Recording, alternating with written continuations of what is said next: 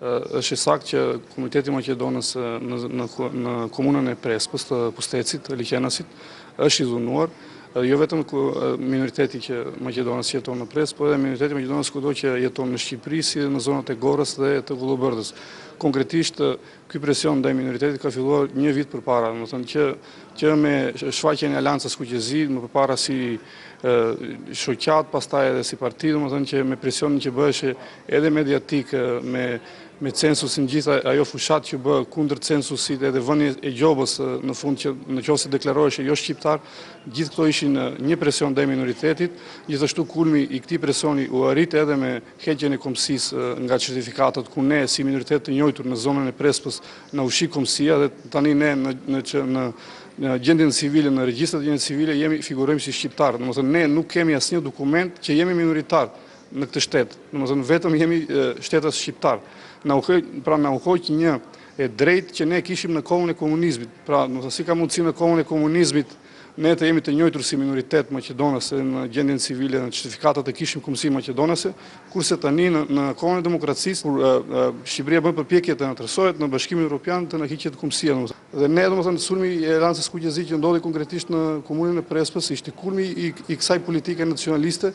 Dhe ne edhe si parti maqedonase, edhe si komuna e Pustecit, dërguam një reagim të gjithë institucioneve shqiptare, duke filluar nga kryeministri, nga presidenti i shtetit, nga parlamenti, ministri i brendshëm, gjithashtu edhe me institucione që merren konkretisht me diskriminimin, siç janë avokati i popullit dhe komisioneri për mbrojtjen e njeriut, kundër diskriminimit. Dhe në vjen keq që asnjëri nga këto institucione nuk reagoi, edhe vetë policia nuk reagoi, domethënë që nuk mori masa për këtë dhunim që u bën në komunën tonë. Dhe vetëm ambasadori i Amerikës që konkretisht që i dënoi këto sulme edhe OSBE që u interesua me njerë që erdhën përfaqësuesit e saj dhe morën informacione konkrete. Dhe këto sulme që erdhën nga Aleanca Kuqezi papritur në komunën tonë nuk i priste njeri. Dhe kur erdhën të gjithë u irrituan minoritarët më shumë, sepse si ka mundësi ne që respektojmë ligjet e këtij shtetit, domethënë të vi njëri të shkatrojë, të dhunojë institucionet, të kërcënojë banorët me thirrje nacionaliste, domethënë kjo është tokë shqiptare, ikni që këtej, domethënë nuk ju duam ose thirrje të tjera, Shqipëri etnike, nuk e di, domethënë në një zonë që janë 100% banor Maqedonës, domethënë më shumë ishte irritim tek pjesëtarët e minoritetit Maqedonës që nuk e kuptojnë këtë, edhe këto thirrjet e Shqipërisë së Madhe, domethënë ku duan të dalin politikanët shqiptar, duan të bëjnë një shtet kom, domethënë vetëm me shqiptar, domethënë ne jemi, është fakt që ekzistojmë ne maqedonasit dhe minoritetet e tjera në Shqipëri. Dhe tani nga një anë me këto deklarata, domethënë duan të dalin tek një kom, një shtet, domethënë edhe siç doli rezultati i censusit që 99% sipas statistikave janë shqiptar, domethënë kjo nuk ekziston në botë, s'ka në botë shtet që të jetë 99% i pastër. Dhe posaçërisht në Ballkan ku dihet që në çdo shtet të Ballkanit ka shumicë domethënë të minoriteteve, s'ka shtet të pastër në Ballkan. Ky është fakt, ky është realitet.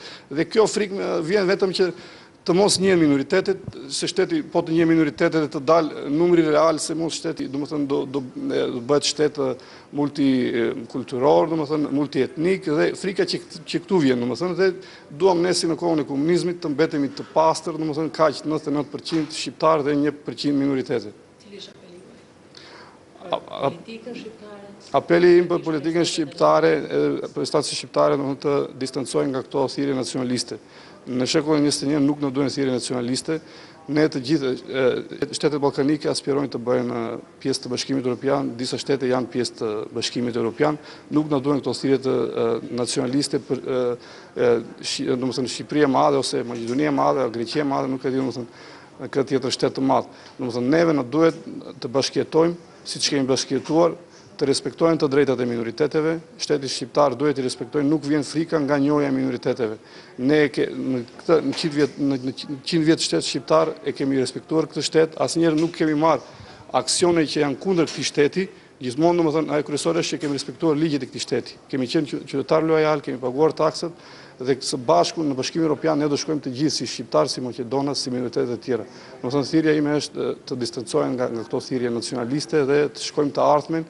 Për fat të keq Shqipëria për herë të tretë nuk e merr statusin radhazi, domethënë përveç ato 3 ligje që nuk u votuan, është kushti edhe respektimi të drejtave të minoriteteve. Ne si edhe si Maqedonës, por edhe si minoritetet tjera, duam të kontribuojnë në zhvillimin e Shqipërisë, në anëtarësimin sa më shpejt të Bashkimit Evropian, sepse anëtarësimi i Shqipërisë në Bashkimin Evropian është në interes të gjithë neve minoriteteve që edhe të gjithë shtetësit shqiptar që jetojmë në Shqipëri. Faleminderit.